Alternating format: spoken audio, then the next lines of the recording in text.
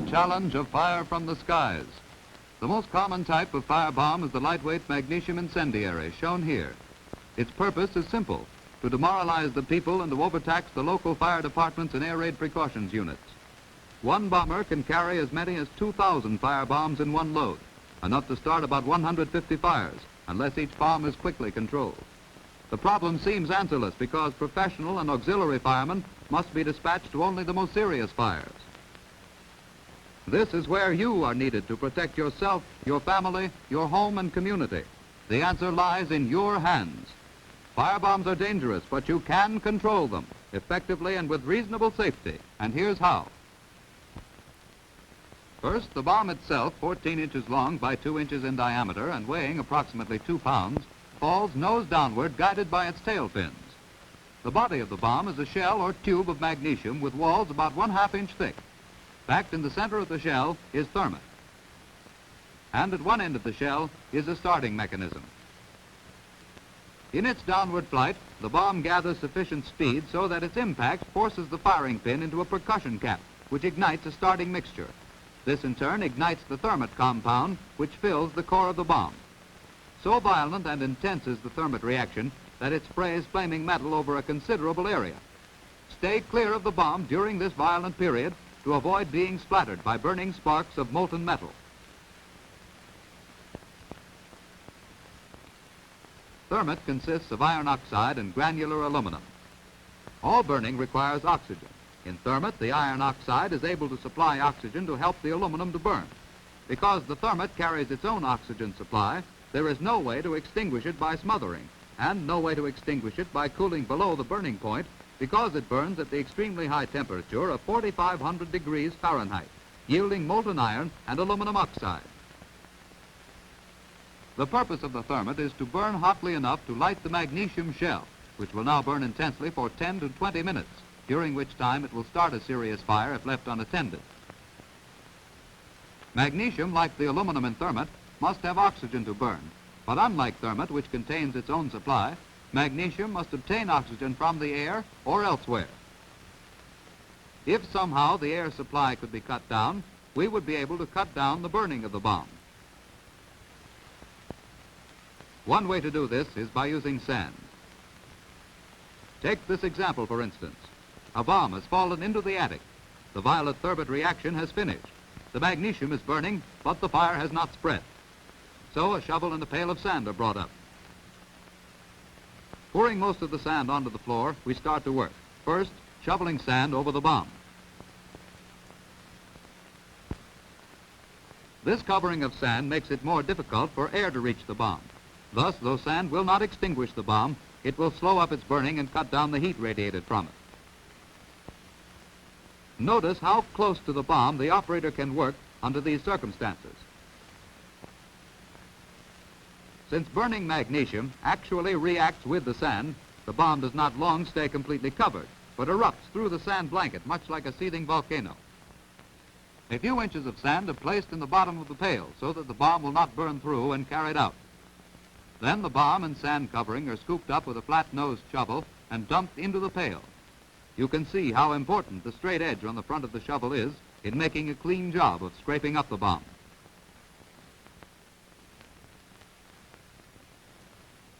After covering the bomb in the pail with more sand, any traces of molten burning magnesium or burning wood embers left on the floor are extinguished with water spray from a water-type extinguisher.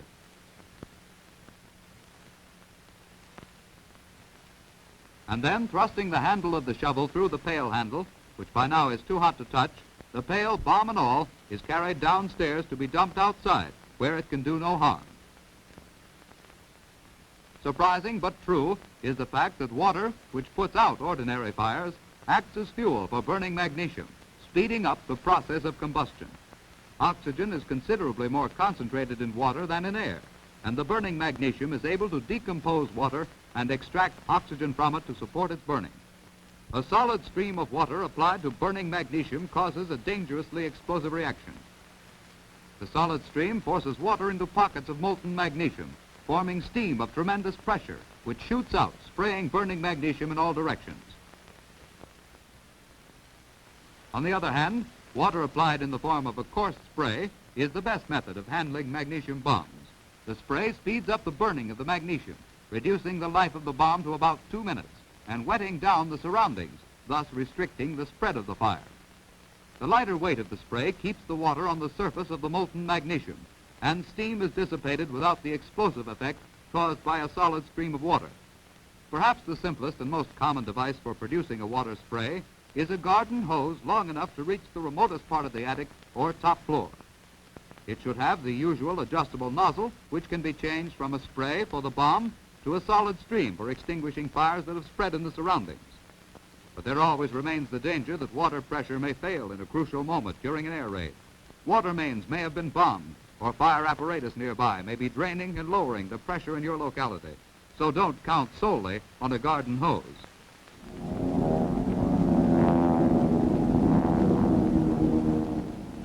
Another convenient source of water with self-contained pressure to produce an effective stream or spray is the standard soda acid extinguisher, which is turned upside down for use on fires and held that way by the bottom handle so long as water pressure is desired.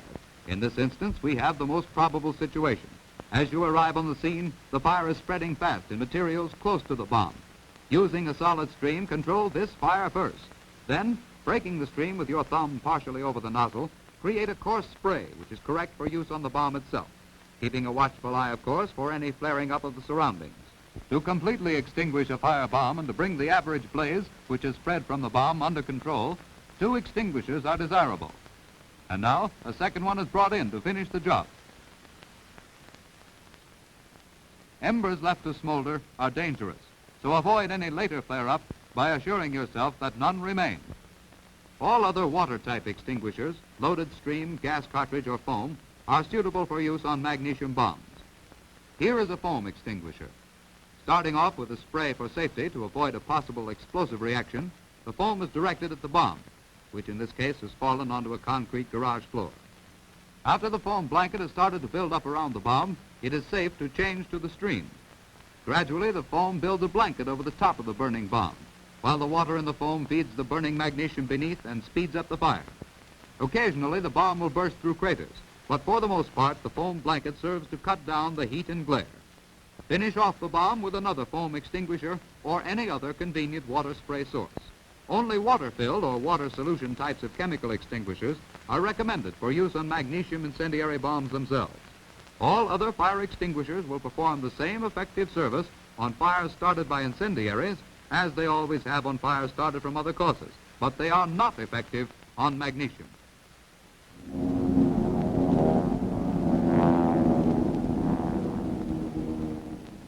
If you arrive before the thermite reaction is finished, take cover until it is over to avoid the danger from spurts of burning thermite or a possible explosive charge, which would reveal itself during this initial period.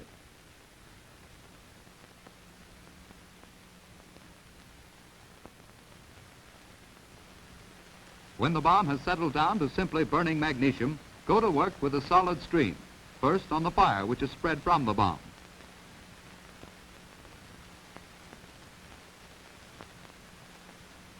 Then switch over to spray on the bomb itself. Used here is a device called the pump tank, which carries a supply of water that is forced out through its hose by pressure from the hand-operated pump. This is a particularly clear illustration of the manner in which the water spray wets down the area surrounding the bomb, as the bomb itself is being rapidly consumed.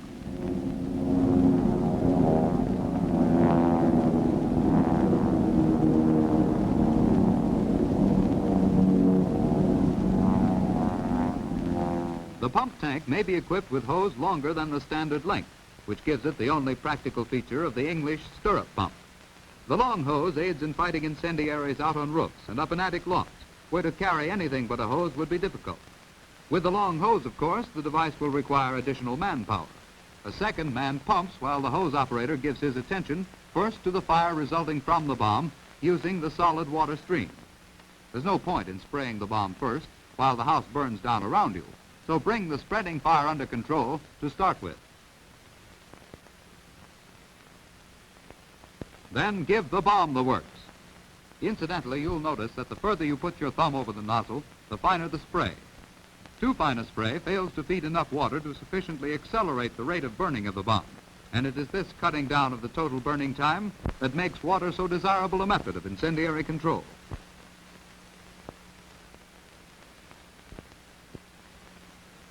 A third man is necessary to refill the pump tank before it's empty, so that the pumper can maintain a steady pressure of water for the hose operator. This third person also keeps a watch in other parts of the house for any spread of fire or other fire bombs. He refills his pail from whatever water supply is available. Of course, if a sudden flare-up of the fire occurs, it is wise to shift from the bomb for a moment to bring the spreading fire under control. But the sooner the bomb is out, the better. So get it out of the way as quickly as possible. And then see to it that all traces of the fire that may be burning or smoldering are put out.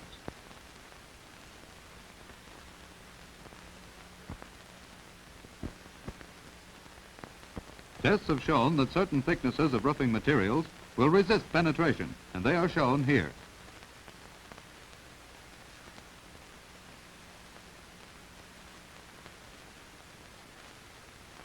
Most home roofs are not this strongly constructed, hence it is expected that if an incendiary bomb crashes through, the bomb will come to rest on the upper floor.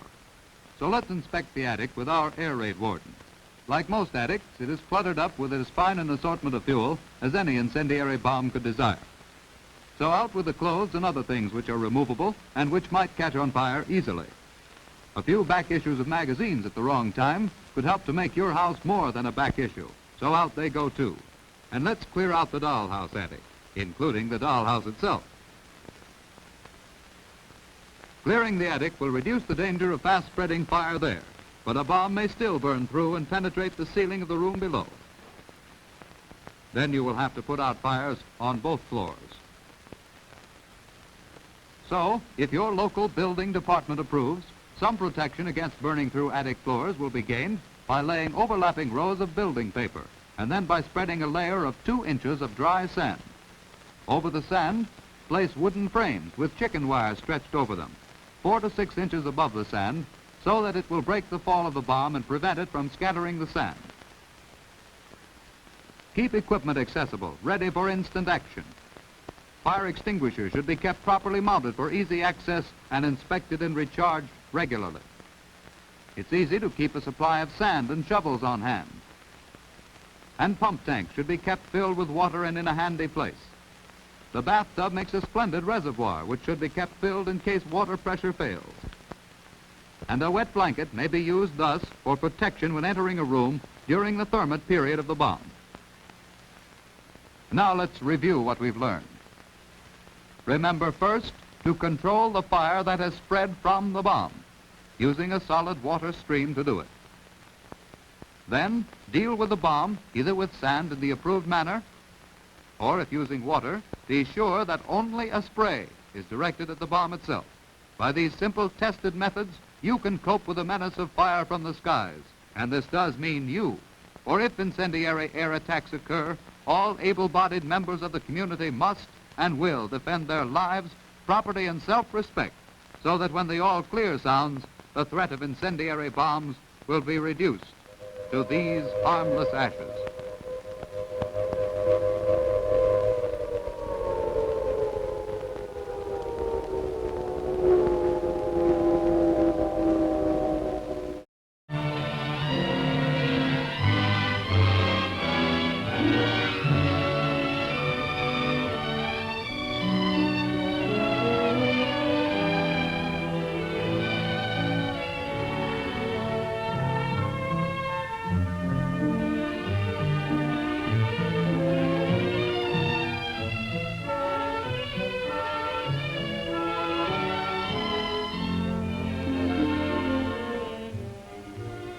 You're on your way down to work in the morning, and there's the stop sign, just where it always is.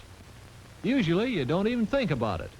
You just tromp on the brake, stick out your hand, make sure the coast is clear, then make your turn. You do these things automatically. You do them dozens of times every day. You don't have to stop and tell your body, swing the car into the parking lot, find an empty space, take a final look at the car, lock the door. Yet your body does all these things by itself because you've learned to let habit help you. On the job, too, habit helps all the time. To the rest of us, the crane man's job is the most complicated thing under the sun. But to the man in the cab, if he's a good man, it's not one bit confusing. He makes his job look easy. Swings his crane around, watches the signals, picks up a load, puts it down. He's trained his hands to do the routine things automatically. Now, this man, too, he's got a pretty complicated job. He tends several different machines. All day long, it's just one thing, check something else, take out the work from another machine. He wouldn't get much work done if he had to stop and think about every single move, but he doesn't have to. He, too, lets habit guide his hands, and because he does, he's a mighty efficient man. Yes, habit is a very important helper, and he's with us all the time, if we can just train him to do the things we want him to do. Now, think hard now. How does habit help a fella all through the day? When you wake up, don't you usually get up at the same time every morning? Habit. When you eat, don't you usually sit at the same place at the table? Habit. Your food, don't you take your coffee pretty much the same way? Either with cream or without? Don't you usually walk down the same side of the street? And if you catch a bus, don't you usually catch the same one? All habit. When you punch in, habit helps again. Not only making our jobs easier, but making them safer, too. Here's what we mean. I gotta be safe, I gotta be safe, I gotta be safe, I gotta be safe. Whoa! We don't mean you go around saying this all day long. You don't have to. There's a better way. You can get the habit of being safe. Your safety can become something you do matter-of-factly, without even having to think about it. For example, if you get this habit of shutting the machine off before you adjust it, the habit will keep you from doing it any other way. If you get this habit of lifting safely with the knees, the habit won't let you do it unsafely. Habit will remind you about that guard that ought to be in place. Habit will never let you overlook an injury, no matter how small it might seem. Habit will remind you to wear the safe gear for your job. Well, heck, you'd even feel funny without it. Yeah, get the habit of safety, and you'll do the right thing, even when you're not thinking about it. Your hard hat, for instance. You'll put it on just as casually as you do your regular hat. In fact, habit will put it on for you. But look, now these are all good habits, and habits are not always good. Here's a fellow with a mighty bad habit, getting out of the left side of his car right into traffic. He's been building that habit for a long time. The first time he did it, he was pretty careful. The next time, he wasn't quite so careful. Pretty soon, he was downright careless. And one of these days...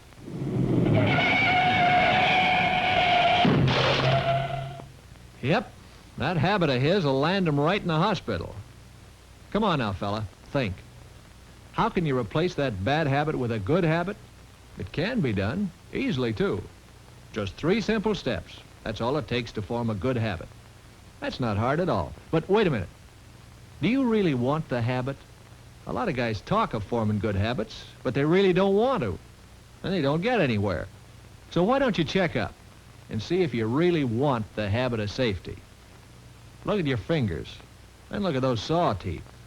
Is that reason enough to want the habit of being careful on the job? Look at this guy. Maybe you've seen it happen to someone. Is this a good enough reason to want the habit of dressing safely for your work? Or take that habit of caring for your tools. If you don't take care of them, and they become damaged or lost, you might find yourself in this man's shoes. A rush job, the boss waiting, and nothing to work with. So maybe, like this man, you don't want to be put on the spot. Or maybe you just don't like to get hurt. There are lots of reasons for wanting the habit of safety. Now, if you really do want a safe habit, we'll tell you the way to do it. Here are the 3 steps. Start the habit right. That's first. Practice the habit. That's second. And don't let the habit slip. That's the 3rd step. Okay, Let's start with number 1. Start the habit right. On the football field, for example, if the carrier gets a good start, gets up plenty of speed and drive, he can bust his way through most any opposition, shake off the tacklers as they come. But okay, you work in a plant, not on a football field. How do you start the habit right? You do this first. You put it into words. Spell out the habit you want to acquire, not on paper, but in your head. Say you drive a power truck. In your mind, you know the things you should and shouldn't do. But just knowing them isn't enough. You should tell yourself exactly what you're going to do and how you're going to do it. Okay? Put it into words. No cutting corners. No speeding. Watch out for pedestrians. Stop at blind corners. You'll be amazed how effective it is. By telling yourself exactly what you're going to do, you give your mind something definite to latch on to. And you're much more conscious of the safe habit you want to acquire. Now, tell somebody about it. Why tell somebody? Because it's too easy to go back on your promises if no one knows about them. That's why. Drive safely? Say you're too busy or too tired to bother. So what? Who knows? But once you've told somebody about it, the other fellas or your wife, you won't want to take a chance of their pointing the finger at you. You've gone on record that you want to play it safe, and you feel like a heel going back on your word. So put it into words. Then tell somebody about the safe habit you want to form. That starts the habit right. Now, step 2, practice the habit. It's like driving a car. It's the only way to become real good at it. When you're learning to drive a car, you practice until you get all the jerkiness turned into smooth operation. When you're learning to bowl, you practice as much as you can until you get out of the gutter. And when you get a new saxophone, you practice, and to heck with all the neighbors. So practice on the job. If you're learning to give signals to a crane man, for example, always do it the same way, and do it over and over and over again. You see, if you don't do this, if you just wave your hands crazy-like, give any old kind of signal, or maybe just holler your orders at him, well, sometimes he won't understand, and you'll never learn. Nobody will develop any safe habit of working here at all. And in this kind of a setup, anything could happen. No, in practicing any habit, you always do it the same way, the right way, over and over. There's a reason for this. It's because your hands and your brain and your eyes and your muscles all have to work together. Your whole body has to learn the habit. Practice makes perfect, you know. So practice is your biggest help in any habit you learn. Now for number 3. Don't let the habit slip. If you've ever tried to break a habit, you know what we mean. Smoking, for example. You're going to quit it. Doctor's orders or short breath or something. Oh, what a job. Every time you get a whiff of a cigarette, oh gosh, doesn't it smell good? Somebody offers you one. No thanks, Pete. Boy, what willpower that took. Then one day, you slip. You figure just one cigarette can't hurt you, just this once. After that, you weaken more often. And pretty soon all your good intentions go up in smoke. What's more, you'll be even less likely to succeed next time you try. Same thing with being safe. You're not just going to stick your neck under the knife. You won't come right out and say, the heck with being safe. But just once, you might be in too much of a hurry to put that knife away. Just once, you'll neglect to use the guard. Just once, you won't wear your safety shoes. Before you know it, your habit is gone. Maybe your toe, too. You find the guys around you referring to you as a careless worker. So don't risk your neck. Get the habit of being safe and keep it. Start the habit right, practice the habit, and above all, don't let the habit slip.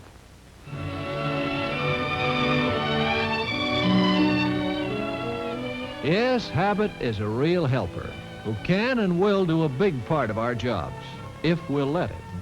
No matter where we work or what we do, habit can save us time and energy. Habit can make our job easier. And it can make our job safer, too, even when we're not thinking of being safe. So, let's be smart. Let's give it a try. Let's let habit help us.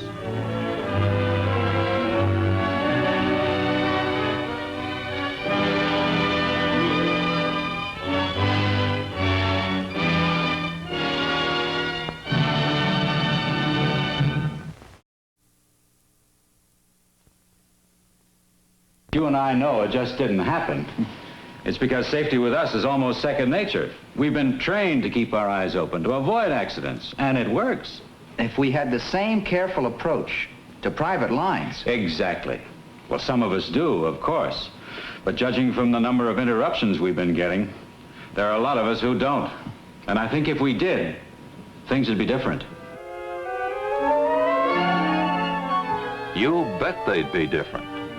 Splicing pairs in a cable is an everyday but important job. The employee doing it has certain practices to follow. And he does, most of the time. But just this once, in a momentary lapse, he makes a mistake. Why? He couldn't tell you.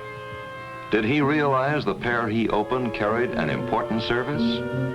If he did, he would have called the test board for a release. But maybe the board was busy, and he took it. Do you think he'd take a chance if he knew lives depended on the job he was doing?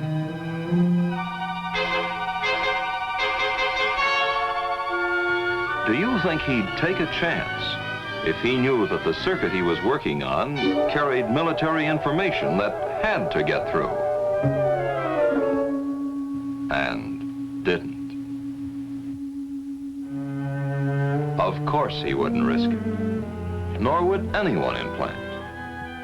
They'd do anything they could to prevent it. That's the aggravating part of this problem. You can interrupt a customer's service and never know it. Hi, Bonnie. How about lunch? Oh, hi, Jane. Lunchtime already? Mm-hmm. Well, come on, let's hurry so we can get a table by the window. Let me finish this first. Oh, wait a minute. That's not right, is it? You put down the wrong pair number. Where? See? So I did. Thanks. I'm glad you caught that. Ready? Okay. Gee, that could have been confusing, couldn't it? Sure could. Confusing isn't quite the word.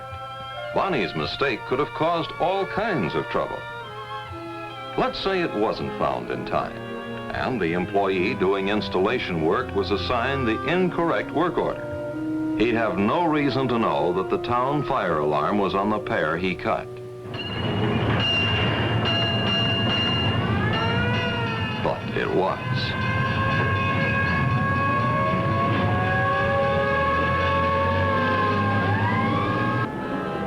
The false alarm it set off could be both expensive and dangerous to the community. Of course, Bonnie never realized what could have happened as a result of her mistake.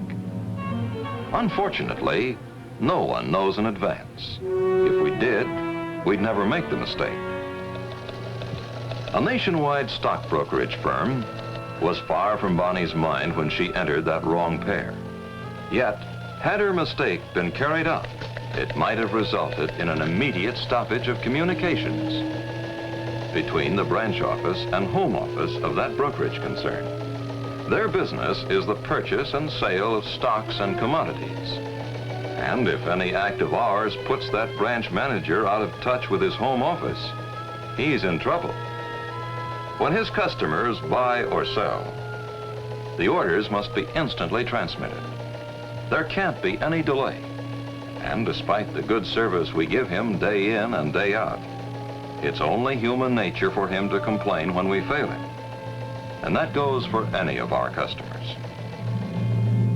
We've got to think of these possibilities when we're given an assignment. We've got to remember that we represent the telephone company on every job we do. And though our mistakes are few compared to the number of jobs we work, that one mistake can cause trouble. Let's say we're patching in a circuit, an ordinary routine assignment, but just one time we neglect to plug in all the way. Service is interrupted, and it may only be momentary, but it damages the good reputation we have for service. And we means everybody on the team, including the supervisor.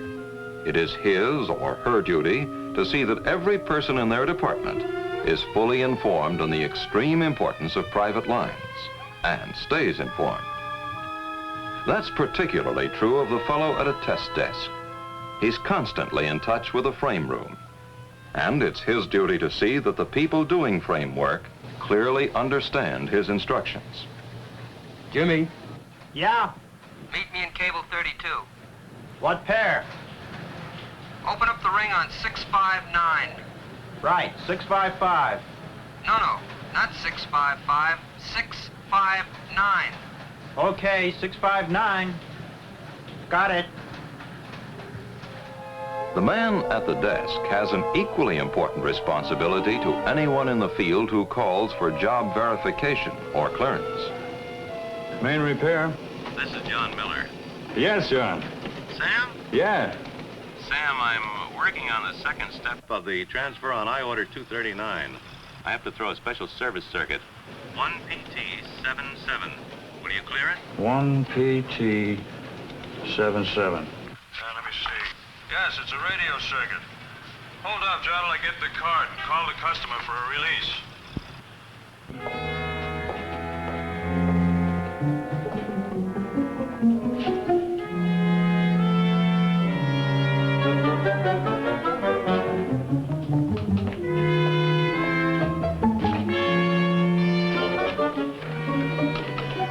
Card is out of file, John.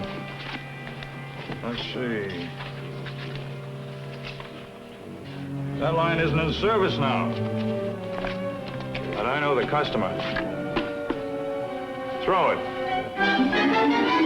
Gotcha, Sam. Thanks. As it so happened, Sam's memory wasn't so good. The line John threw wasn't out of service. And if he had found the misplaced card, it would have shown that this line was not a radio circuit, but a special line serving an 81D1 automatic teletypewriter network. And it was very much in service. John's interruption garbled an important message going to a branch office. Urgent. Cancel immediately all shipments of... What's happened here? This thing's all fouled up. What about the order? What do we cancel? Yes, what do we cancel? That can be awfully important. The result? Our 81D1 network gets a black eye, which is unfortunate because these automatic teletypewriters, almost a central office in themselves, do a remarkable job in providing a continuous and almost instantaneous contact between a customer's main office and any one or all of its branches. And when we realize that many of these customers are an important factor in the American economy, perhaps we can better understand the part private lines play in their everyday operation. The customer pays for these private services because it helps him to do a good job better. And they expect us to help them do that good job better. When we don't, it hurts the telephone company. One little mistake can disrupt the handling of railroad traffic on hundreds of miles of track, bringing delay and loss to the customer and the users of his service. One moment of forgetfulness can shut down a pipeline carrying oil or gas to hundreds of communities and prevent needed fuel from reaching the customer's market. Grave responsibilities, these. Man who blocks a relay while testing a bell and lights warning system, the responsibilities are even more critical. An interruption to the private line serving any of these vitally important warning systems could be so dangerous to a community that you'd say it couldn't happen. Well, it could, and has happened on test alerts. A desire to help another worker, a lapse of memory. The relay covers are replaced, but the blocking tool forgotten. Belhaven, condition red. Belhaven, condition red. If a red alert should come through while these particular bells and lights are out of operation, the sirens that warn of an approaching air attack would be out. The community looking to it for protection would be helpless. The delay before service could be restored could be disastrous. Grave responsibilities? Indeed they are. And we share in these responsibilities. A single patching error can interrupt an entire teletypewriter network. You know what happens. The quick brown fox jumped over the lazy dog's back. 1, 2, 3, 4, 5. That's what happens. An interruption in the transmission of the signal can distort an important telephoto and kill it for the early edition. So it makes the next edition. That kind of reasoning doesn't endear us to the publisher who wants it in this edition. An order for 30 bags of salt could be made to read 300 bags by a hit. Funny? Not if you're on the receiving end of a mistake like that. Put yourself in that guy's shoes. Would you be mad? Of course you would. We've thrown him for a loss and he doesn't like it. You wouldn't either. Take the man whose job it is to switch TV networks. The buzzer gives him 5 minutes warning. You wouldn't think he'd miss a deadline like that. Know what happens? It's so easy to become preoccupied.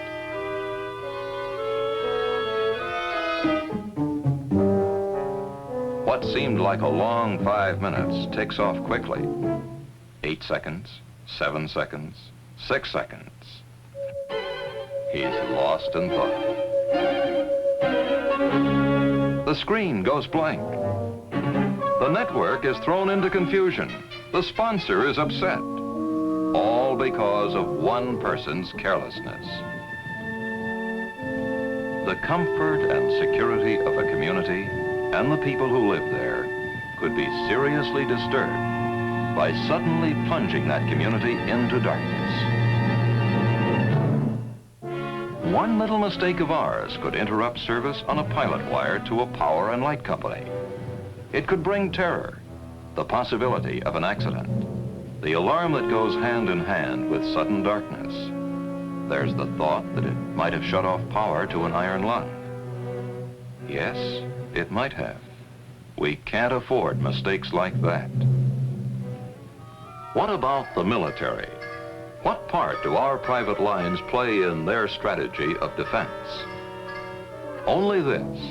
It's the most important assignment we have. It's our #1 job, and we've got to be on that job serving as a vital communication link 24 hours of the day. Helping to identify approaching planes, to establish their positions, and track them if they are hostile. What does that involve? Well, just this. Jet pilots in the ready rooms of air bases around the country are at the trigger end of instant decisions. Those decisions are made by command posts based upon coordinated information, received from points near and far. Our private lines are essential to that coordination. A garbled code at a critical moment could affect the accurate determination of such a decision. That critical moment can be any time of the day or night. We won't know where, or we won't know when. Our vigilance, or lack of it, might mean the difference between the right decision or the wrong decision. It might mean the difference between winning a battle or losing it. And that's a fatal difference when you're on the losing end. We don't intend to be on the losing end.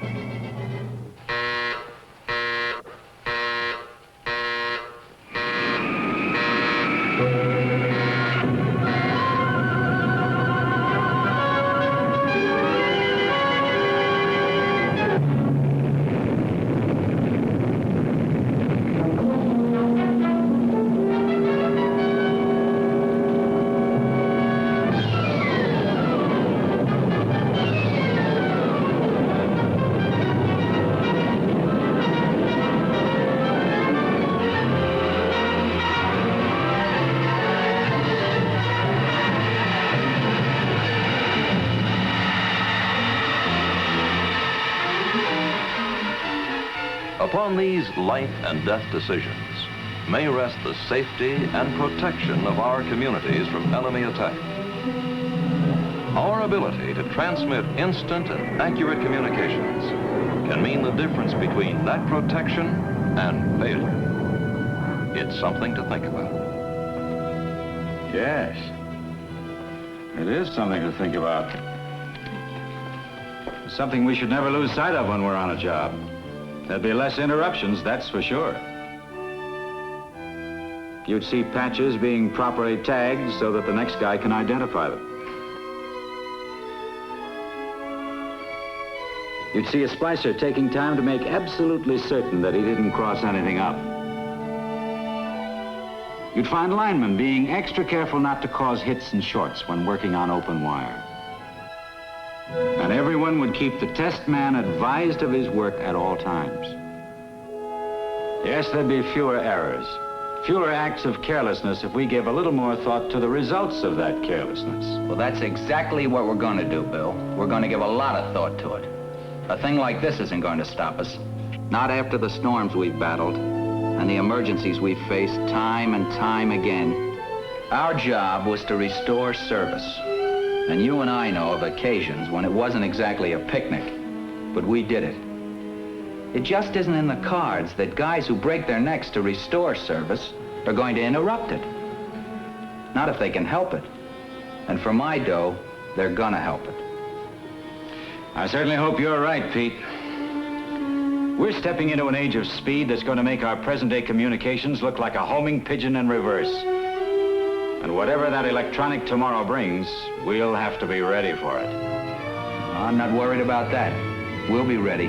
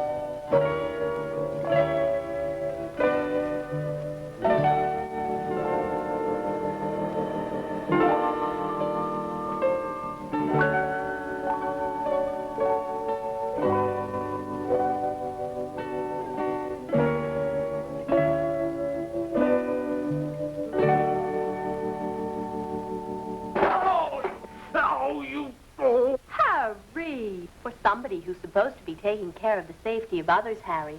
You don't seem to be doing such a great job when it comes to yourself. I'll have to keep a closer eye on you. What are you doing here anyway? I didn't know you went in for old junk. Old junk? Listen, everything you see on this table represents an accident. What's more, it's all 600-volt equipment, the kind used in commercial and industrial buildings. Well, I couldn't have picked a better time then. Harry, do you remember when you first joined our staff? Do I? I really let myself in for something that day.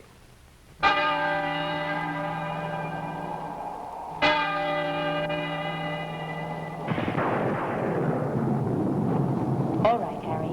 Nothing's going to hurt you. Not anymore. We've got an important job for you, if you're interested. I thought my working days were over.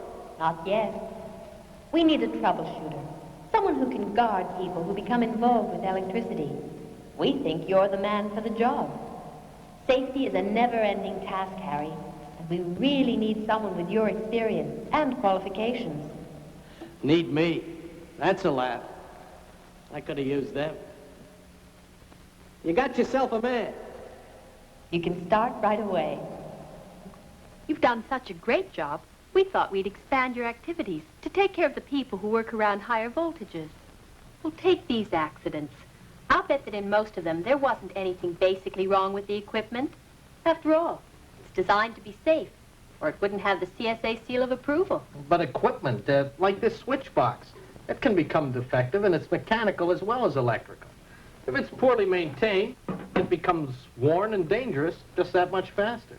Under adverse conditions, 600 volts will arc and burn, just as this one shows.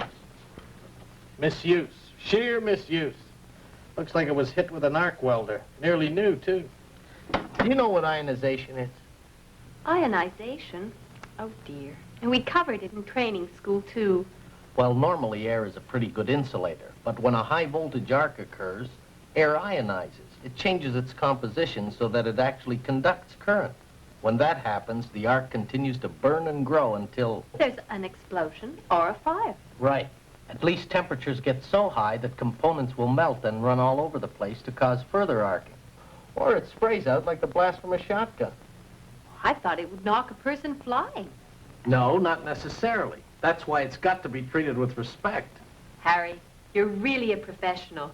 That's why you were picked for the job. Say, do you know what a delta circuit is? Uh-uh.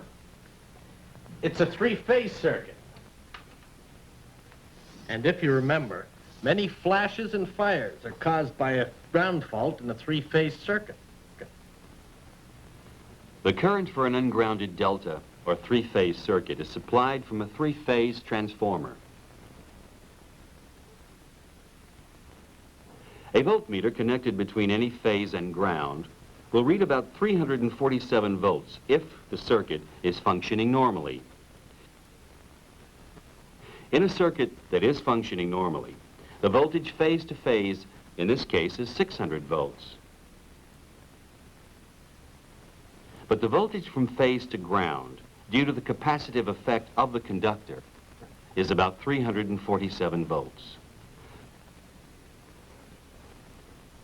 Should a ground fault develop in any phase, the voltage to ground on that phase will drop to 0, and the voltage on the other two phases will rise to 600 volts.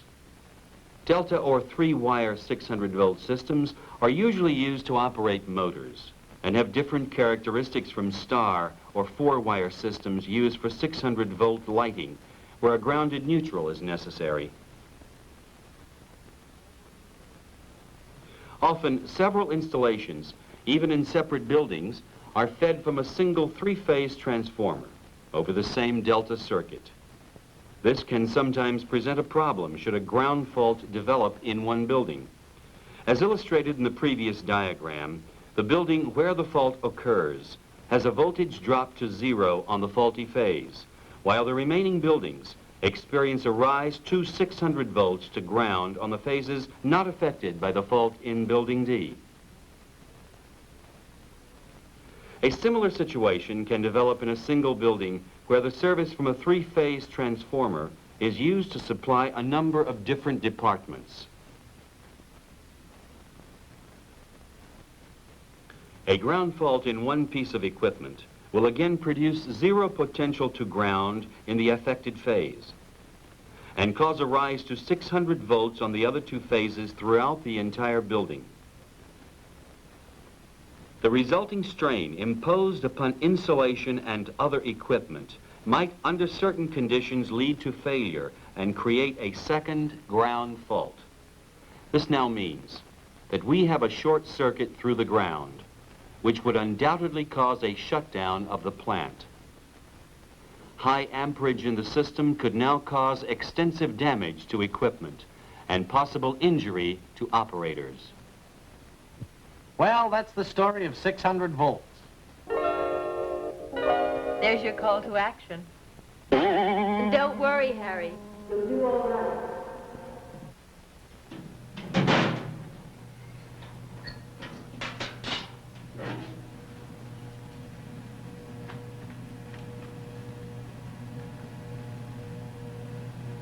Hey, wait a minute. And just what do you think you're doing with that pigtail? My job. Any objections?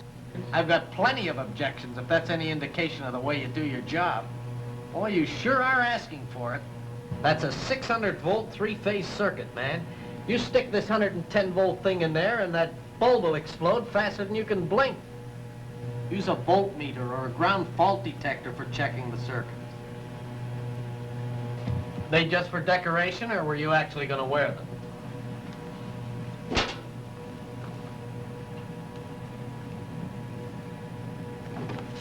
Ah, see you don't break all the rules.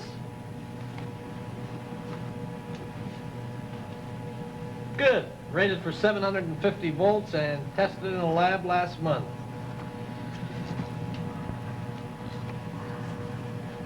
Now get yourself a proper voltmeter and we'll check the circuit. Well, looks like it's nothing worse than a blown fuse. We'll take care of that in a jiffy. One of these days, maybe they'll put in circuit breakers. And I'll be able to tell right away if the circuit's open. Now what do you think you're doing? Where's your fuse pullers? In the box. Well, that's a right handy place for them. You sure do ask for it. From the look of these battle scars, I'd say you've been living on borrowed time for quite a while. Say, how about slipping on those safety glasses?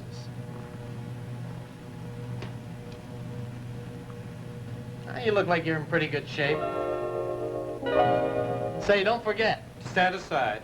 Turn your face away when you throw the switch on, just in case there's a flash when the circuit picks up the motor starting mode.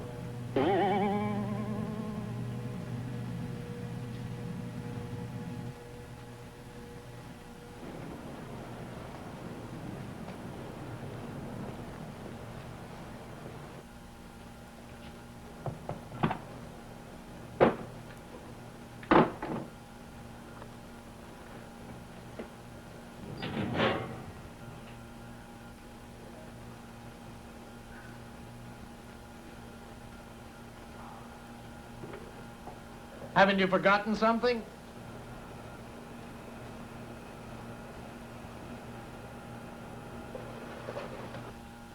I said, haven't you forgotten something? No. Aren't you supposed to check for ground faults before you go ahead with the job? Oh, yeah. Yeah, I guess I forgot.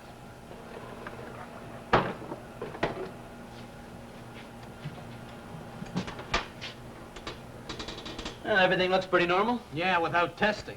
I'll show you something else that isn't normal right off the bat. This blanket looks like it was left out in the sun, folded up, instead of rolled in a protective container. Ozone has caused it to deteriorate. Oh, come on. Those little cracks shouldn't make all that much difference. You're darn right they make all that much difference. High voltage electricity can penetrate even a pinhole, so every crack in this blanket means that much less protection. Get yourself another blanket, one that's in good shape and been tested recently, and a voltmeter.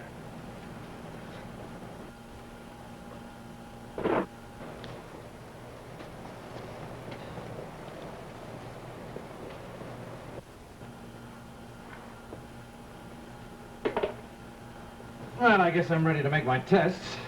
Hey, wait a minute. What the heck is it now? Let me see that voltmeter. Yeah, that's okay. You'd be surprised how many people take chances by using the wrong tools and equipment. What about your eye protection?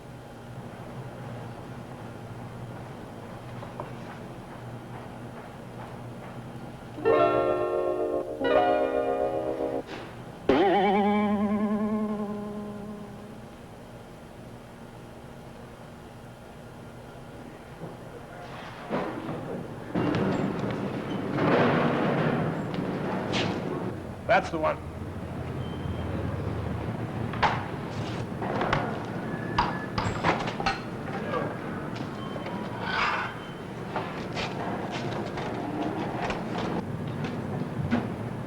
Switch is around the corner. Which one? Circuit 21. Right.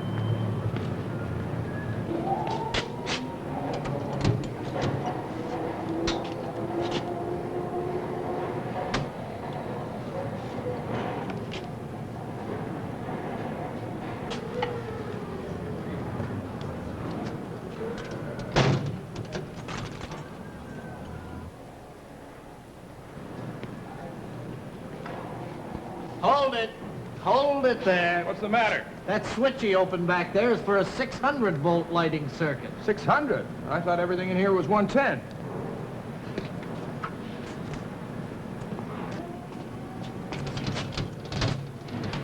Now that's the kind of thinking that can get you into trouble. You should always take the right precaution. Make sure you know the voltage as well as the circuit. See? 600 volts. That's not the kind of system to second guess. Yeah, you're right. I should have checked it myself. Someone thought enough of you to identify and label all the circuits. The company's only been here a few months. I really don't even know my way around yet. Man, it only takes a fraction of a second for someone to get hurt. Now, all the boxes are clearly marked, and it only takes a second to check.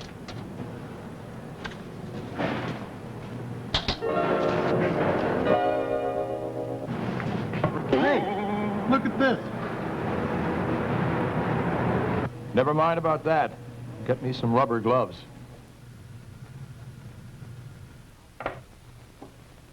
I'll never get used to traveling this way. Welcome back, Harry. You've had a busy day. You look like you've had the day off. Not at all. I had to keep an eye on you. Oh, how'd I do? Pretty good, Harry. You know, this equipment was all designed to be safe as long as it was treated in the correct manner. Right. If it's CSA approved, it's safe when you follow the correct procedure. Well, 600-volt circuits aren't to be fooled with. Check thoroughly whenever a piece of electrical equipment fails to function before you attempt any repairs. That's right. Now you're learning. If it's a ground fault and you can't locate the fault in your own building, ask the power utility to check other buildings on the same circuit. Come over here. Follow a preventive maintenance schedule to ensure that your personal equipment is always in top-notch condition. And regular testing should be done by a qualified laboratory. Always air check your gloves every time you use them. And always use the personal safety equipment designed for 600-volt work. Use the right tool for the job. Makeshift and shortcuts are a good way to... Join our little group, Harry. And don't be in a hurry. We won't have a vacancy for a long, long time. And don't forget. Tell the people you work with not to fool around with 600-volt equipment. Let the professionals who know how to handle it take care of the problems. Well, Harry, you've done such a good job, I'm going to let you buy me a heavenly cup of coffee.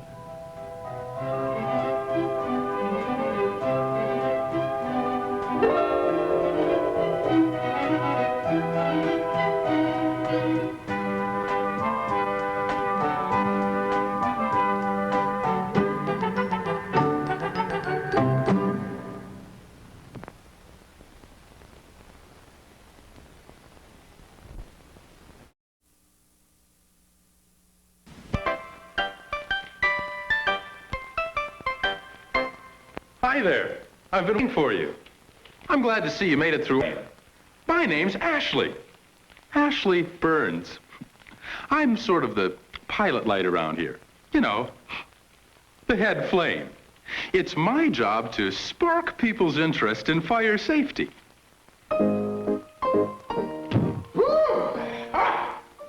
Say, would you like a cup of hot chocolate? Good. I think I'll warm it up for you. Oh, maybe that's a little too warm. Why don't we let it cool off for a while, and I'll show you around the place, okay? Come on. I built this whole big museum just to remind people that fire can be a great friend if it's controlled. We little flames aren't all bad, you know. Ah, but when you're careless with a fire, that's when you can get into trouble. Fire can be a terrible thing, but if a flame is controlled and cared for, it can also be a warm and cozy friend. Warm and helpful, or bad and destructive. It all depends on you. Just think of all the little flames you have around your house right now. Come on. A friendly, bright flame in your furnace keeps you warm on a cold winter's night. The flickering flame of a candle fills a room with a warm yellow light. In the kitchen, a flame will do all you can name if it's kept in the place it should be. In the oven, it bakes all your cookies and cakes. On the stove, it boils water for tea. But a fat little flame can get hungry, left alone in a fireplace at night. If you don't take care, he may blaze up and flare and swallow your house in one bite. You see what I mean?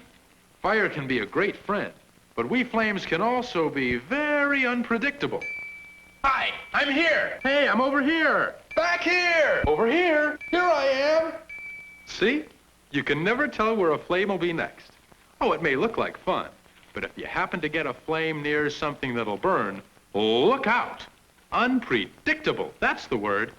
Fire doesn't always do what you'd expect it to, and that's what this museum is all about. This matchbook looks pretty harmless, doesn't it?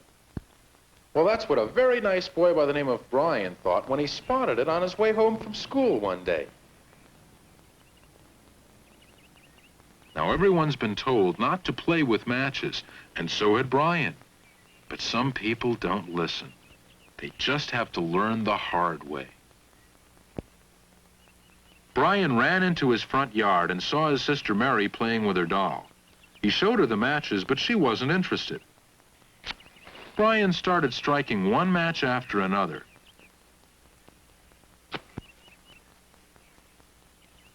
He thought he was being a real big shot. But he wasn't big enough to handle those matches when they flared up in his hand. He didn't mean to throw them on Mary's doll, but careless people always cause trouble, whether they mean to or not. Brian learned that when you play games with matches, you always lose. And so did this poor little doll. Oh, well.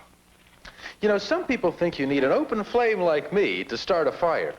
Well, that, my dear friends, is absolutely mistaken and false. It's also quite untrue. Follow me.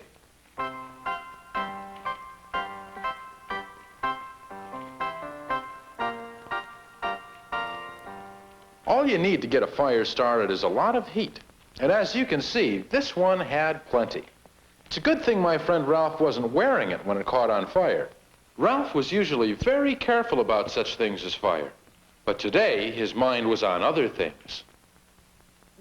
Hey, Mom, I'm home. He was in such a hurry to get to his Little League game that he just tossed his shirt aside without looking. Poor Ralph didn't notice that it landed right on the heater. When you're in a rush, it's easy to forget that a heater can burn almost anything that gets too close.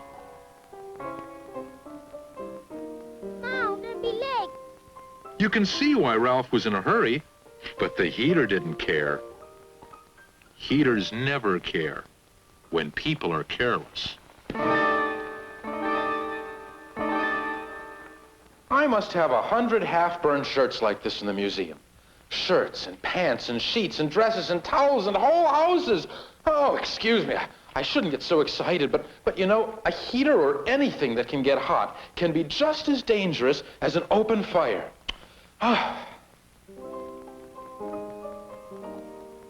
This stick is really part of an exhibit that I collected after a terrible forest fire a few months ago.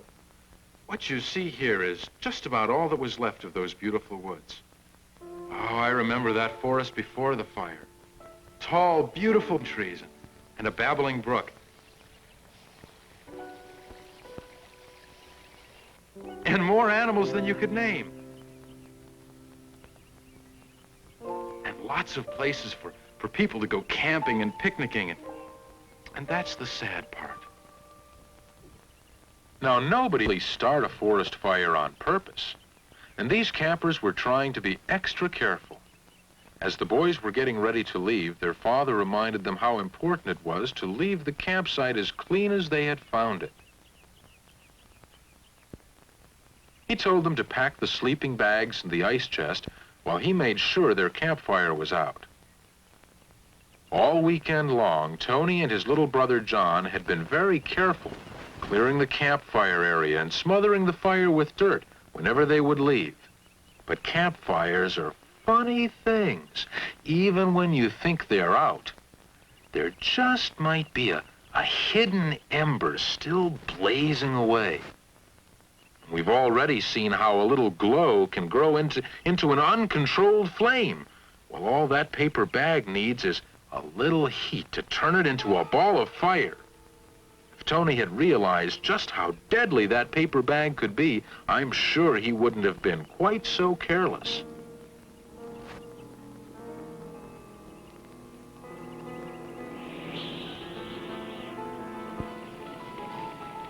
But that's how forest fires happen. Those two boys and their dad tried to be careful. They just weren't careful enough.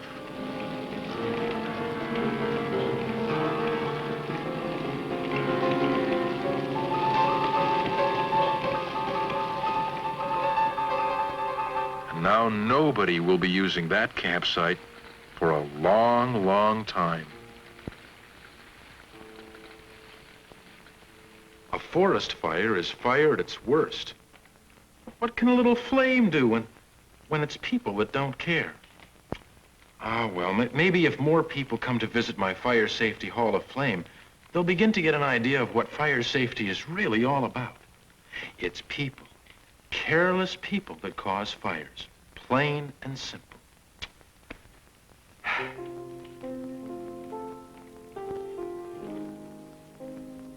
What's this? It's addressed to me. The postman must have left it here while we were on our tour. It's probably a new exhibit for the museum. This is interesting. It's from a boy named Bobby. If you have an extra minute or two, I'll read it to you. It says, "Dear Ashley, I'm sending this charred doorknob for your collection. I hope it makes people more aware of the danger of fire. I never used to worry too much about fire safety, but last semester my teacher showed me how to draw a fire plan. It was kind of fun. I brought it home and showed it to my mom and dad. A fire plan is like a map of your house. It shows all the ways to get out in case of a fire. The teacher said there should always be 2 ways to get out of every room, because smoke and fire can block the doors and trap you. My folks thought it was a good idea and said we could have a family fire drill, just like the ones we have at school. I showed them how I made a ladder out of rope. I tied big knots in it to make it easier for my hands and feet to hold on in case I had to climb down from my bedroom upstairs.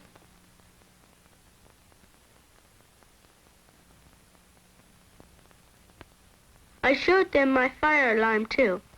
It's just a police whistle, but it's loud enough to wake everybody up in case there's a fire in the middle of the night.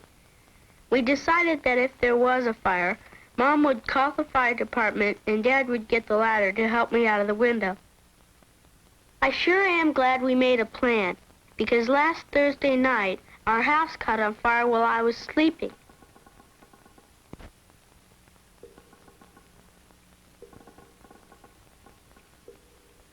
The smoke woke me up. I was really scared, but I remembered our fire plan. First, I felt the door to see if it was hot. Never open a door if it's hot. The door was just warm, so like my teacher told me, I leaned against the door hard. You have to be careful because a fire can blow the door open and rush into the room if you don't press against it hard. I opened it just a tiny bit to peek out. Boy, there were flames all over the place. I had to get out of there fast.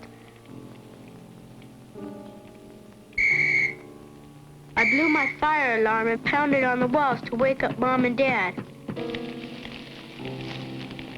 Mom ran to the telephone just like we planned. She dialed the emergency fire number we keep there all the time. She carefully told the firemen our address so that they could find our house fast. I crawled across the floor to the window. My teacher said that there's more fresh air down low next to the floor. That's really important because smoke can be more dangerous than flames. Boy, am I glad I had that ladder.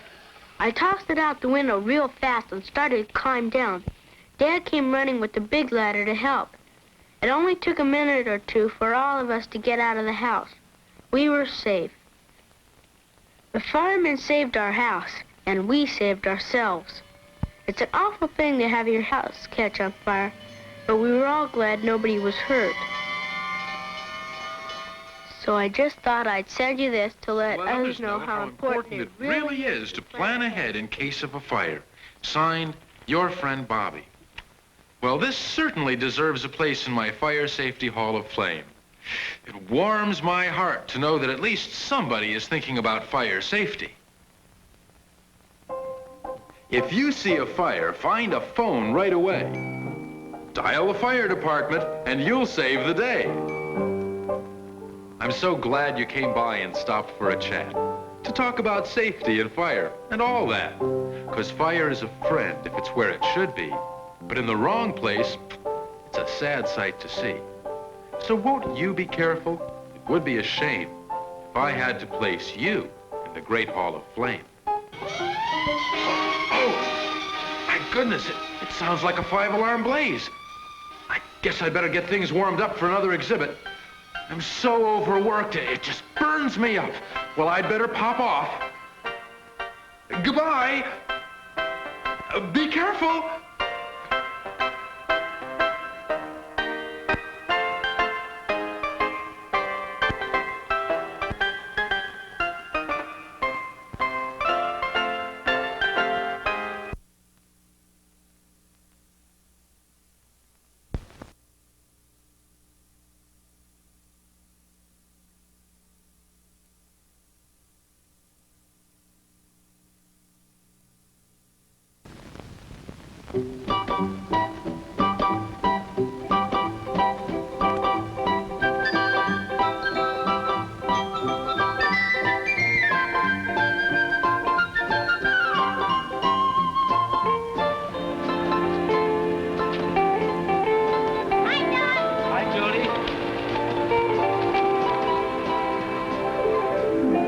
Saturday, somewhere in the United States.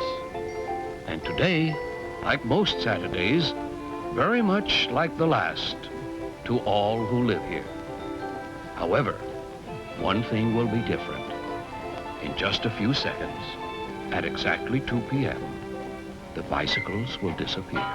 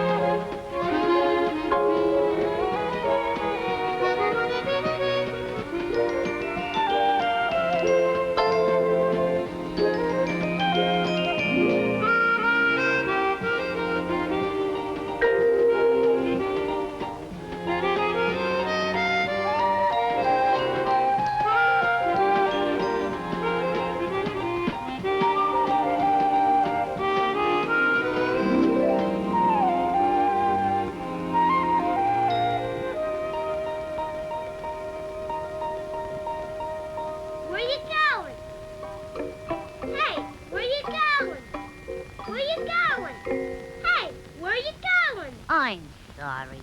I know you're not like the others. You don't break the rules, but still I gotta go. Why? We were all told to go to set an example. An example? Why? Very few people listen. Very few even try. Try what? Try to obey the safety rules, that's what. We're tired of getting banged up and tired of being upended. We're tired of seeing some of our owners get hurt. Tired of narrowly escaping one accident after another. But I never did anything like that. I tried to obey all the rules. I know. That's why I didn't want to leave you. You've been the exception. I've no complaints. But still, I have to go. All the bicycles must go. I'm sorry. Where are you going? To the ballpark, to protest. Let me go with you. Let me talk to the others. Maybe they'll make an exception and let you stay. All right. Maybe they will listen. No more rides. Absolutely no more rides. Order, bicycles. Let's have order. All right. What I say now, what's the point doing in here? I find it impossible. Order! Quiet down. My owner has every right to be here. After all, he's the exception. The only one who has lived up to all the rules. Well, I don't mind. Well, he did. I'm sorry if you've been mishandled or if your owners disobeyed the rules. But why pick on me? I try. Why can't my bicycle and I stay together? Oh, give him a chance. I'll take down your demands and show them to the others. See? I even have a pencil and some paper. Sure, he probably can't even spell. Please give it a try. Even if I don't get every word, I'm sure the others will understand my notes, especially if I print them. Now, what are your demands? Well, we want everyone to realize that before we'll come back, they must know the traffic regulations both for their area and everywhere else they drive a bike. Some regulations differ from place to place. Everyone must promise to obey the bicycle safety rules. What's the matter? Am I going too fast for you? No. For example, from this day on, one person and one person only should ride on a bike. Riding someone on the handlebars or back fender only invites trouble. A bicycle is more difficult to control, balancing someone else's weight, plus your own. Riding abreast of one another is out, too. Swerve and whammo. If they want us back, everyone must drive in single file. Not only in roadways, but on sidewalks as well. Bike riders have no special privileges and must be more considerate of others. Uh-oh.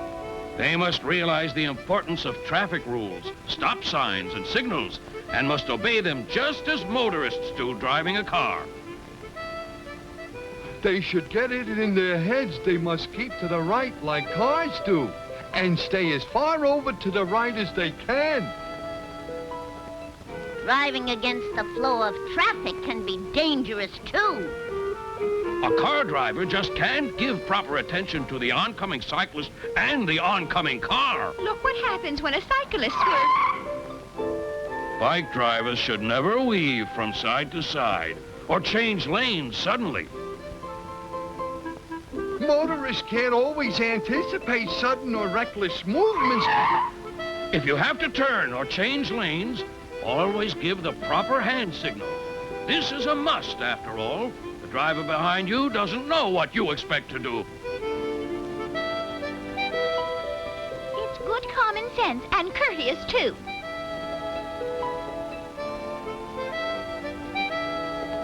In addition, avoid making left turns in heavy traffic. It's hard enough for someone in a car to make a left turn when traffic is heavy. Therefore, instead of making a left turn, drive straight ahead to the far side of the cross street.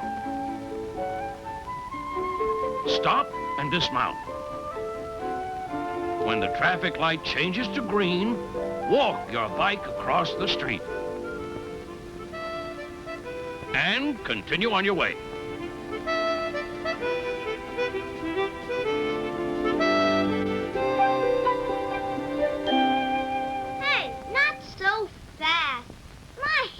Getting tired. Well, I knew we couldn't trust him. Oh, he couldn't do it. His hand's a little tired, that's all. Give him a sporting chance. Oh. Okay, I'm ready to start again. I'll try to go a little slower from now on. Bicycle drivers must know and obey all traffic signals. And signs, too. Bike drivers must keep in mind they have the same responsibilities as car drivers.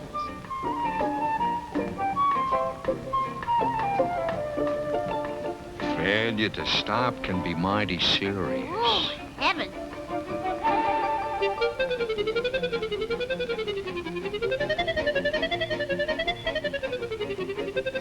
Incidentally, speaking of safety, this motorist should never have gotten out of her car in the middle of an intersection to instruct the boy.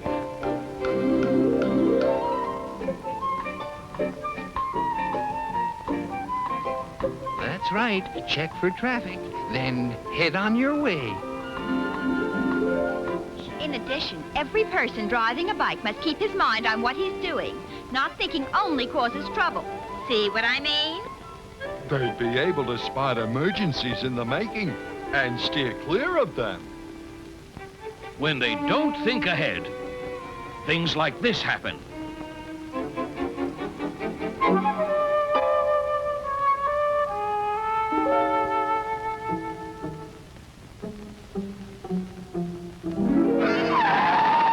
mouse-trapped. Say, you should have heard the driver of the car. Now watch this girl avoid the same situation. Notice how she checked to see what's coming behind her. Never take anything for granted.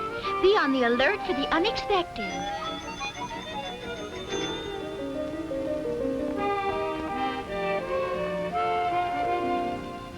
If our handlebars are left loose, how can we steer properly?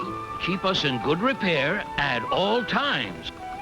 Look what happened when my owner took my chain guard off and forgot to put it back. And when a pedal gets worn or broken, it should be replaced or repaired right away.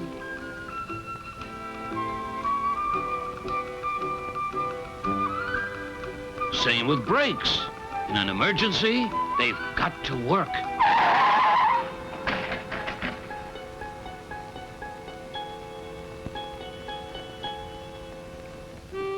As for night driving, it should be avoided.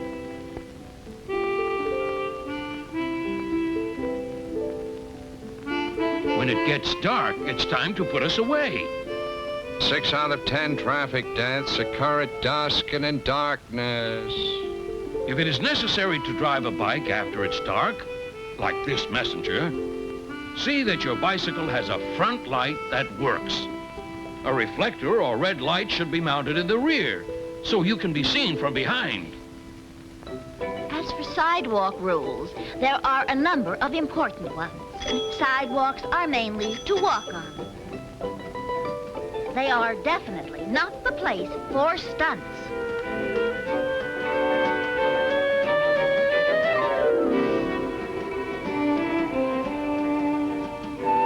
Showing off only leads to trouble. Bike riders must yield the right-of-way to all pedestrians. They should be more courteous, too. If necessary, stop and let them go by. And keep in mind, people on the sidewalk don't always expect you to be there. Elderly people can't always react quickly. People with young infants may not be able to get out of your way either. Always warn them with your bell or horn. Often shrubs or a hidden entrance will block a driver's view as he backs out in a car. Always be alert.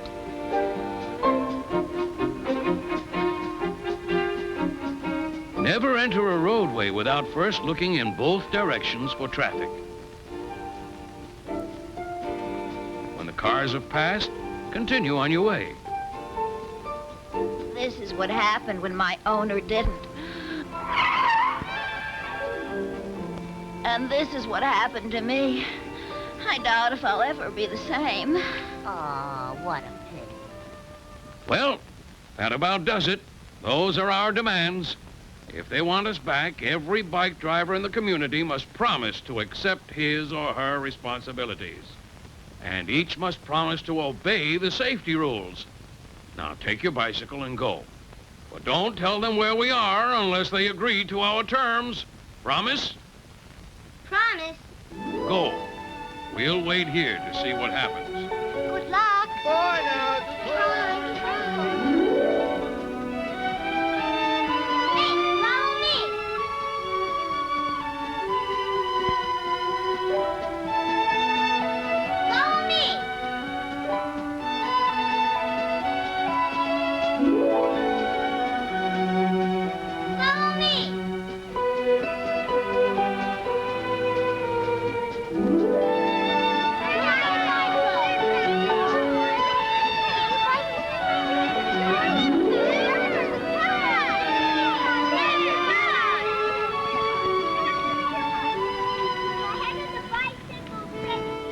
Simmons, Herbie Cowan, Sally Borden, Samuel Lee, Jennifer Smith, Tracy Brown, Henry Golden, Terry White.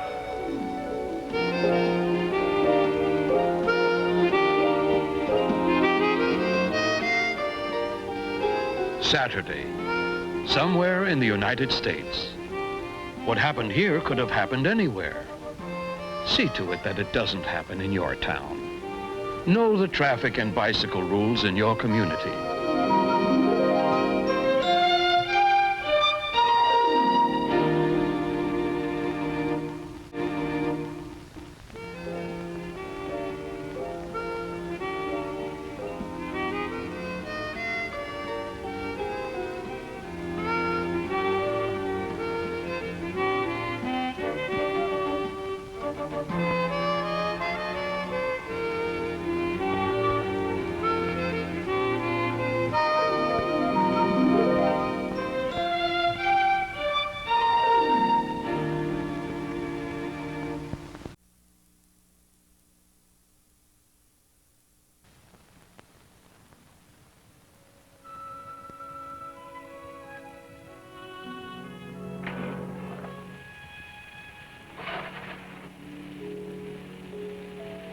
It is interesting to speculate how often something like this has happened.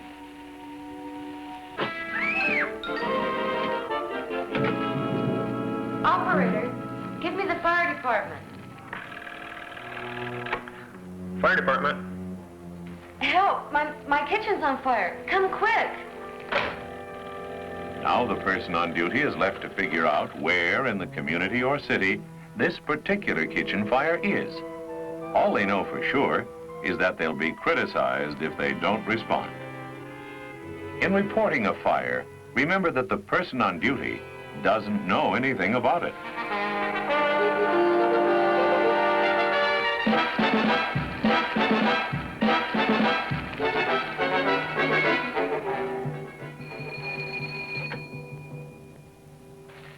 I have a fire in my kitchen at 370 Elm Street. Now they know where to go, and they will get underway immediately.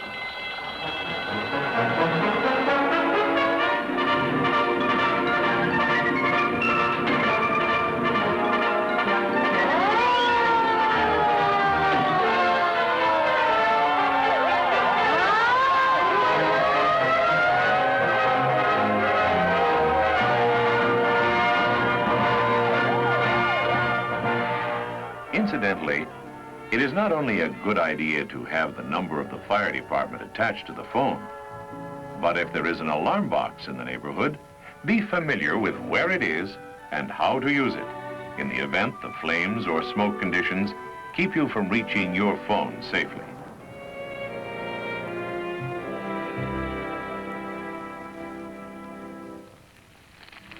A kitchen fire is one of the most common daytime house fires, and partly because one of the handiest of all kitchen aids is usually missing: the fire extinguisher. In every kitchen, there should be an approved fire extinguisher within easy reach. Don't keep it hidden in the broom closet or among the cleaners and polishes. It's only good if it can be used the instant it's needed.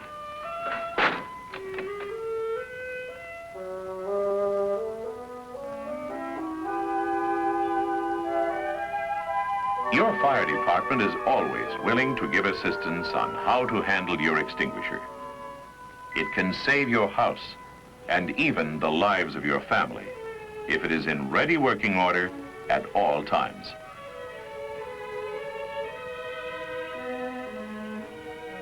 Learn how to handle it and have it checked as often as directed.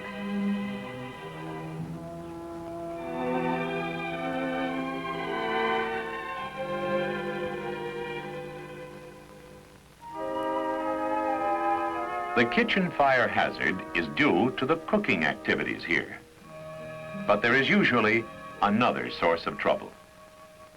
Often the family waste paper basket is kept in the kitchen. People will dump ashtrays before they are sure the ashes are cold. Perhaps hours later, when everyone is asleep, a smoldering ash gets going. This is one of the best ways to ruin your home and perhaps trap your family.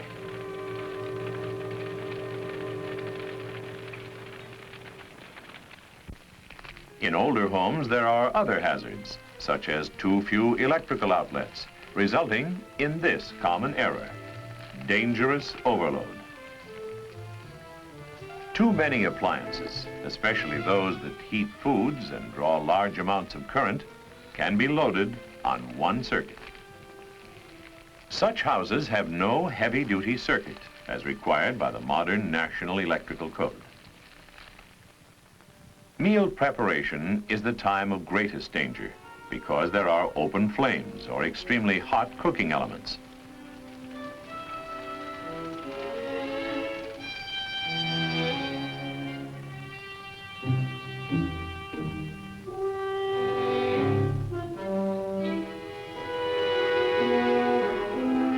There are other fire hazards around hot cooking ranges. Clothing is one of them.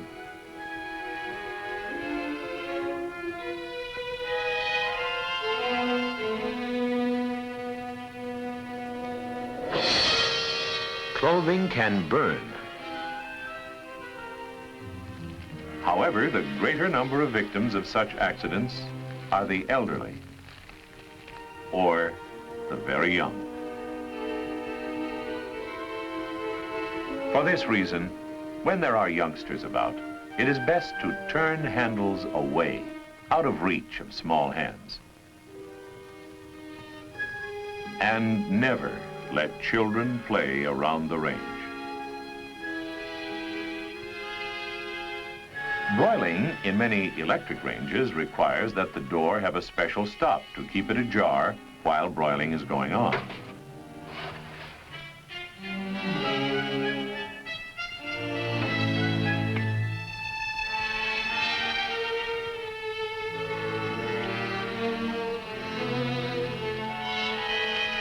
The fat of meats like lamb or pork may burst into flame, and the open door feeds oxygen to the fire.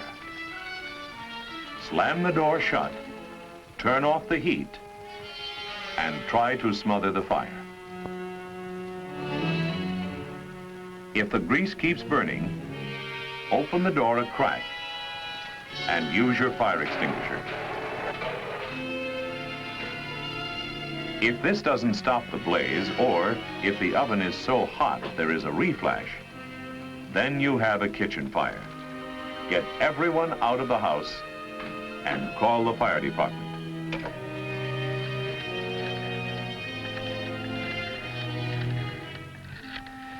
Grease fires are not confined to the broiler. Grease can flame up in an open pan.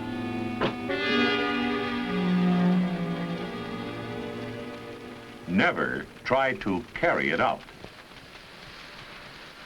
or put water on it. Water will splatter and could spread it. One precaution is to have a cover large enough to fit the top of the pan. It may be slid over the fire to smother it. Or again, use your fire extinguisher. Grease is perhaps the greatest potential fire hazard. If it is allowed to accumulate in exhaust hoods and ducts over ranges, it may catch fire. Keeping such fans and ducts free of grease accumulations is important.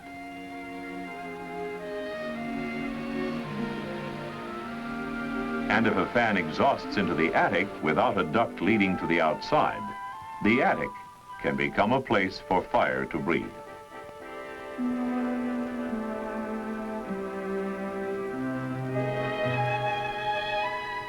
A duct to the outside needs to be installed.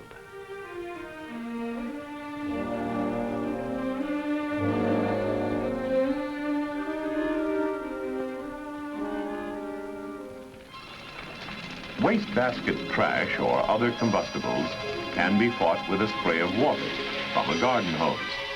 Have it hooked up and ready to use at all times. The kitchen is usually the only room where it is normal to have fire every day, but only under your control.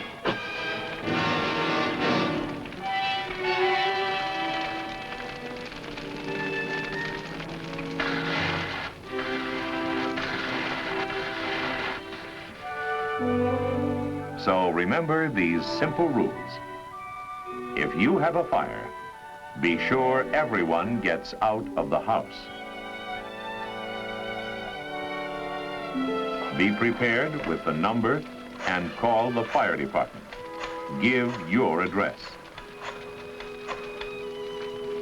I have a bad fire in my kitchen at 370 Elm Street. Grease fires or electrical fires should be fought with an approved fire extinguisher. Most homes that have been destroyed, along with precious lives in thousands of instances, could have been saved if these rules had been followed.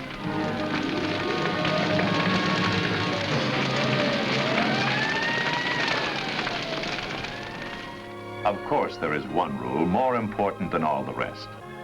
Be careful. Think what you are doing, and avoid having that kitchen fire, or any fire, in the first place.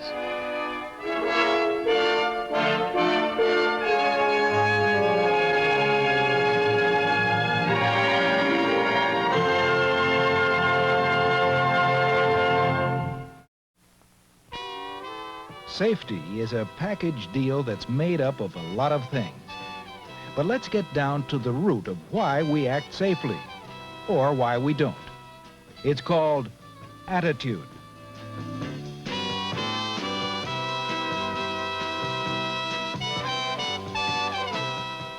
But first, just what is your attitude about safety? Do you believe in it enough to act safely all the time? Or do you just pay lip service to the idea without using it yourself? Is your thinking about safety right side up or upside down? Take a road hog, for instance. He has a complete disregard of the rights of others. With an attitude like that, he's heading straight for an accident.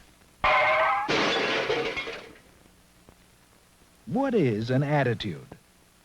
The dictionary says it's a feeling, a point of view based on a strongly held conviction. It's a way an individual or a group of people think and believe, a habit of thinking that often leads to a fixed way of acting. Organizations have attitudes too. Safety is one of them. It's demonstrated by meetings like this one. Safe equipment, safety rules, job training. And safety pays off. Everybody is proud to work in a safe and efficient shop. A safe place to work is important, but it isn't the whole story. Employee attitudes can make or break a safety record. Attitudes can be weak or strong, bad or good, and they can be changed. Good safety attitudes lead to good safety behavior, like wearing eye protection all the time, whether the immediate situation demands it or not. Let's look at some bad attitudes towards safety. We've all heard the excuse, after someone was injured in an accident, the law of averages caught up with me. Or maybe you've heard somebody say, it can't happen to me. I don't like being told what to do. Accidents just happen. Safety is sissy stuff. Everyone has to look out for himself. Safety slows me up. Or the classic one, when your number is up, it's up. You can't do anything about it. What causes these unsafe attitudes? Take the fellow who won't listen to instructions or follow directions. Maybe he's got a chip on his shoulder. Maybe he simply lives in his own little world and to heck with everybody. First, this fellow has to admit to himself that he's the only one in the parade out of step.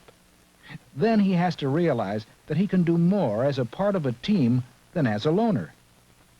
The trouble with unsafe attitudes is that they can lead to dangerous acts. Some people seem to think they can ignore safety rules whenever it's not convenient to obey them. Some people seem to resent the word rules. But their attitude starts to change when they realize that the rules grow out of past accidents and are intended to prevent future accidents. Get rid of that attitude that you're quicker or smarter or luckier than other guys, clever enough to beat the odds, like servicing a machine when it's in motion. Sometimes you have to shift into high gear to meet a deadline, but controlled haste doesn't create hazards. Slam-bang hurrying does. And so does taking a shortcut, like jumping a conveyor. They are all tip-offs to unsafe attitudes. Daily emotions can affect our attitudes. Maybe we don't feel good. Maybe we're worried. We go through the motions on the job, but our minds are off in another world. Then something happens and injuries result. So far, no one has found a way to eliminate emotions. But it can be dangerous for a person to work when he's under emotional strain. Don't crawl into a corner. Talk it over with somebody, maybe your supervisor, and get it off your chest. Unsafe attitudes can cause failures in communication. There are people who can switch off their minds, listen to instructions, and then go ahead and do the job the way they intended to in the first place. Such a block in communications can lead to lots of trouble. Here's another accident maker. The fellow who's afraid to ask questions, even though he doesn't understand the job. He's afraid the boss or his buddies will think he's a dope. So he'll blunder ahead and maybe injure himself or someone else if he guesses wrong. Communication, people understanding each other, is a two-way proposition. Each person must speak up clearly, and each must try to understand, not just hear what the other fellow says. When understanding breaks down, so does the safety record. The guy who breaks the rules at work usually will feel and act the same way everywhere. He'll reach too far on a ladder at home, too. If an unsafe attitude leads to an injury off the job, results can be even more serious than those caused by an injury at work. If you're laid up, you may wind up with little or no income and plenty of bills. A safe attitude on the job carries over to all your activities. What are some safe attitudes? Here are just a few. You can think of more. Accidents can be prevented. Safety rules make sense. It's smart to work safely. I have a responsibility to correct and report hazards I see. It's easy to tell how people feel about safety by the way they do their jobs. A truck operator taking the time to put pins in a dock plate so it won't move when he drives over it believes in safety. A person with a good attitude towards safety considers the other fella. He makes sure that no one is working on a machine before he starts it. He doesn't leave a piece of pipe sticking out into the aisle. One way to build safe attitudes is to learn your job thoroughly. Find out the hazards and form safe work habits. We don't inherit attitudes. We develop them, good or bad. If you have job problems, talk them over with your supervisor. He'll help you see the whole picture. If you understand the how and the why of your work, you'll have a better understanding of why safe attitudes are needed. One of the best ways to develop a safe attitude is to set a good example for others. If you see an object misplaced on the floor, pick it up. You'd be surprised at how many people will follow your example. Now let's wrap it up. Attitudes influence behavior. Unsafe attitudes lead to unsafe acts that cause accidents. Unsafe attitudes can change into safe attitudes. And here's a final point. By developing safe attitudes, you have the most to gain.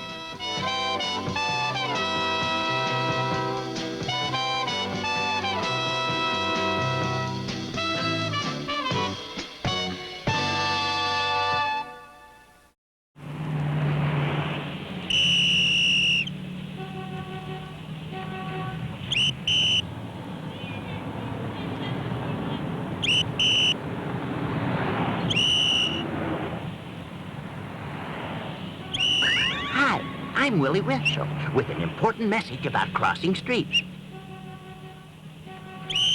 I want you to meet some friends of mine.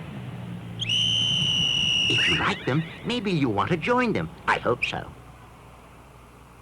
Meet Laura and Woody and Billy. Hi. Laura and Woody and Billy are friends of mine because they know the right way to cross streets. Do you? I do. You do? Are you sure? Sure, it's easy. Good. You want to show us? All right.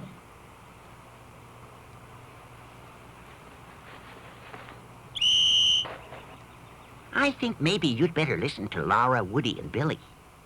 Would you like to learn the safe way? The way we did, it isn't hard. Actually, it's kind of easy. Very good. Now, the first thing we're going to learn about is curbs. Laura, if you want to be a safe street crosser, what do you do whenever you come to a curb?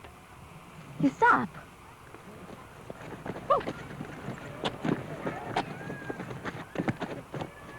Billy, what do you do when you come to a curb? You stop.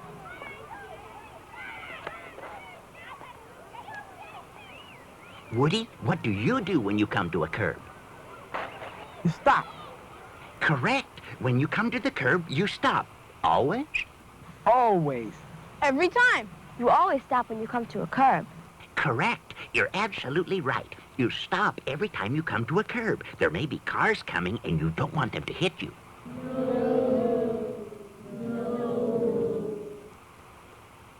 There may be a car coming from the left. Or there may be a car coming from the right. So you look to the left and you look to the right. And then you look to the left again. Just to make sure. Everybody understand? Yeah. That isn't hard, is it?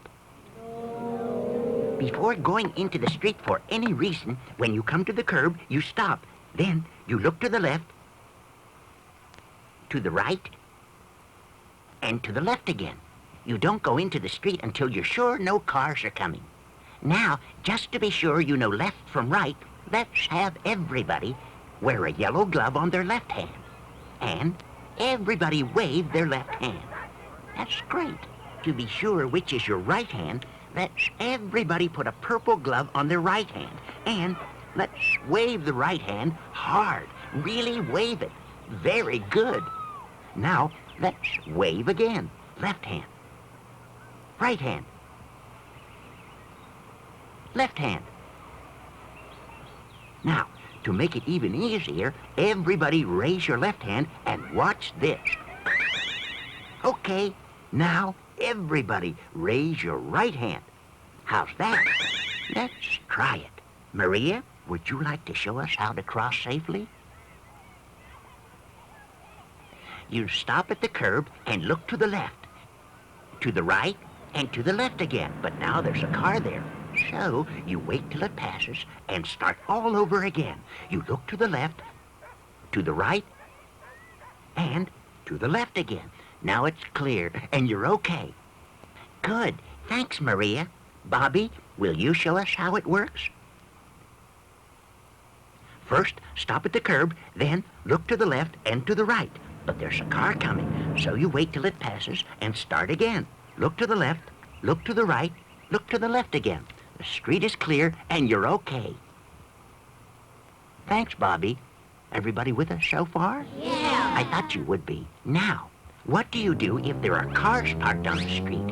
You stop at the curb, but you can't really see if a car is coming or not. It's kind of different, isn't it? Laura, would you show us what to do in this case? Well, I stop at the curb, then go out to where I can just see around the outside edge of the parked cars and stop again. Then I look to the left, the right, and then the left again, just like I did before. Good. Thanks, Laura. Woody, would you show us what to do if there are cars parked on the street? After I stop at the curb, I go out to where I can just see around the edge of the parked cars and stop again. Then I start to look. But if I see a car coming, I wait until it passes. Then I look left, right, and left again till I don't see any more cars coming. Thanks, Woody. There are only 4 things to remember. First, always go to a crosswalk when you can. Second, always stop at the curb before you go off the sidewalk. Third, after you've stopped at the curb, always look to the left, to the right, and to the left again till there are no cars coming. Fourth, if cars are parked on the street, always go out to where you can just see around the edge of the parked cars and stop before looking left, right, and left. If you see a car coming from any direction, wait till it passes and then look left, right, and left again till there are no cars coming each time you look. And that's it. It isn't so hard, is it? If you remember it, you'll be a safe street crosser just like us. And we'd really like you to be a safe street crosser like us. Bye. Bye. Bye. So, remember the things we learned before you step off the sidewalk. It's one good way to avoid accidents, and you make it work.